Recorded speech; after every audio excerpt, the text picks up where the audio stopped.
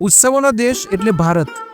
કહેવાય છે કે આપણા ઋષિમુનિઓએ આપણને ઉત્સવો એટલા માટે આપ્યા કે આપણા જીવનમાં ઉત્સાહ બન્યો રહે. આમ તો ભારતમાં ઘણા બધા ઉત્સવો આવે છે અને દરેક ઉત્સવ પાછળ કંઈક ને કંઈક પૌરાણિક મહત્વ પણ હોય છે. અને આવો જ એક ઉત્સવ છે હોળીનો. હોળી ભારતીય ગ્રામ્ય જીવન અને ગ્રામ્ય સંસ્કૃતિની ઝાંખી કરાવતો એક તહેવાર છે. હોળી ફાગણ માસની પૂનમના દિવસે મનાવવામાં આવે છે અને આ દિવસે સાંજે ગામના પાદર કે મુખ્ય ચોક જેવા સ્થાન પર છાણા લાકડાની હોળી ખડકવામાં આવે છે. ત્યારબાદ ઘણા લોકો ત્યાં વાજતે ગાજતે ઢોલ શરણાઈ અને વાજિંત્રો વગાડતા એકઠા થાય છે અને હોળી પ્રગટાવવામાં આવે છે. રંગો અને મસ્તીનો આ તહેવાર આમ તો વિશ્વભરમાં અનેક રૂપ રંગમાં મનાવાય છે, પરંતુ હિન્દુઓ માટે હોળીનું પૌરાણિક મહત્વ પણ છે. મિત્રો, આજે અમે તમને આ વિડીયોમાં જણાવીશું કે હોળીના ઉત્સવ મનાવવા પાછળનું શું કારણ છે. તો બન્યા રહો આ વિડીયોમાં. અને હા, આગળનો વિડીયો શરૂ કરીએ એ પહેલાં જો તમે અમારી ચેનલ લાઇક અને સબસ્ક્રાઈબ ન કરી હોય તો કરી દેવા વિનંતી, જેથી તમને આવનારી તમામ અપડેટ્સ મળતી રહે. હોળી કેમ મનાવવામાં આવે છે તેના પાછળના ઘણા બધા કારણો છે. અનેક કથાઓ પ્રચલિત છે. હોળીની માન્યતા પાછળ સૌથી પ્રચલિત કથા છે પ્રહલાદ અને હિરણ્યકશ્યપુની.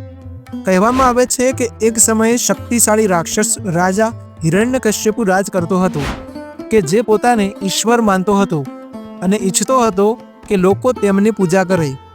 પરંતુ તેમના દીકરા પ્રહલાદે તેમને ભગવાન માનવાની ના પાડી દીધી અને પ્રહલાદ ભગવાન વિષ્ણુની પૂજા કરવા લાગ્યા. ઘણી વખત સમજાવવા બાદ પણ જ્યારે પ્રહલાદ ન સમજ્યા તો હિરણ્યકશ્યપુએ પ્રહલાદને મારી નાખવાની એક યુક્તિ વિચારી. તેમણે પોતાના બહેન હોલિકાને કહ્યું કે તેઓ પ્રહલાદને ખોળામાં બેસાડીને આગમાં પ્રવેશ કરી લે, કારણ કે હોલિકાને વરદાન પ્રાપ્ત હતું કે આગ તેમને સળગાવી શકશે નહીં. અને જ્યારે હોલિકા હિરણ્યકશ્યપુના કહેવા પ્રમાણે પ્રહલાદને ખોળામાં લઈને બેસે છે ત્યારે તે પોતે સળગી જાય છે અને પ્રહલાદને કંઈ થતું નથી. કહેવામાં આવે છે કે પ્રહલાદને તેમને અસીમ ભક્તિનું ફળ મળ્યું અને હોલિકાએ પોતાની કુટિલતાની કિંમત ચૂકવવી પડી.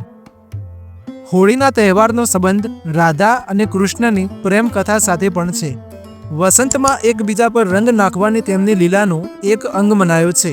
ત્યારબાદ આ પરંપરા બની ગઈ અને કદાચ એ જ કારણ છે કે મથુરામાં ફૂલોથી પણ હોળી રમવામાં આવે છે.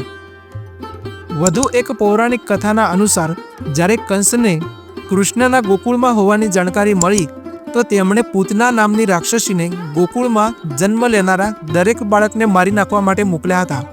પૂતના સુંદર રૂપ ધારણ કરી શકતી હતી અને મહિલાઓ સાથે સારી રીતે વાતચીત પણ કરી શકતી હતી. ગોકુળના ઘણા બાળકો તેમનો શિકાર બની ગયા હતા, પરંતુ કૃષ્ણ તેમની સત્યતા જાણી ગયા હતા. તેમણે દુગ્ધાપન કરતા સમયે જ પૂતનાનો વધ કર્યો હતો. કહેવામાં આવે છે કે ત્યારથી જ હોળી પર્વ તરીકે મનાવવાની શરૂઆત થઈ છે. એક કથા શિવ પાર્વતીની પણ છે. પાર્વતી શિવ સાથે લગ્ન કરવા માગતા હતા, પરંતુ તપસ્યામાં લીન શિવનું ધ્યાન તેમની તરફ ગયું ન હતું. તેવામાં પ્રેમના દેવતા કામદેવ આગળ આવ્યા અને તેમણે શિવ પર પુષ્પ બાણ ચલાવી દીધું. તપસ્યા ભંગ થવાથી શિવને એટલો ગુસ્સો આવ્યો કે તેમણે પોતાની ત્રીજી આંખ ખોલી દીધી અને તેમના ક્રોધની અગ્નિમાં કામદેવ ભસ્મ થઈ ગયા હતા. ત્યારબાદ શિવજીએ પાર્વતીને જોયા. ત્યારબાદ થોડી અસર કામદેવના બાણની થઈ અને થોડી અસર પાર્વતીની આરાધનાની થઈ કે શિવે તેમને પત્ની સ્વરૂપે સ્વીકાર કરી લીધા હતા. કેટલાક લોકો કહે છે કે હોળીની આગમાં વાસનાત્મક આકર્ષણને પ્રતિકાત્મક રૂપે સળગાવીને સાચા પ્રેમના વિજયનો ઉત્સવ મનાવવામાં આવે છે. પરંતુ કેટલાક લોકો આ કથાનો વિસ્તાર વધારે છે. તેના અનુસાર કામદેવ ભસ્મ થઈ ગયા ત્યારે તેમના પત્ની રતિ રડવા લાગ્યા અને શિવ પાસે કામદેવને ફરી જીવિત કરવા આહ્વાન કર્યું હતું. આગામી દિવસ સુધી શિવનો ક્રોધ શાંત થઈ ગયો હતો અને તેમણે કામદેવને પુનર્જીવિત કરી દીધા હતા. તો કામદેવ ભસ્મ થયા તે દિવસની યાદમાં પણ હોળી સળગાવવામાં આવે છે અને તેમના જીવિત થવાની ખુશીમાં રંગોનો તહેવાર મનાવવામાં આવે છે.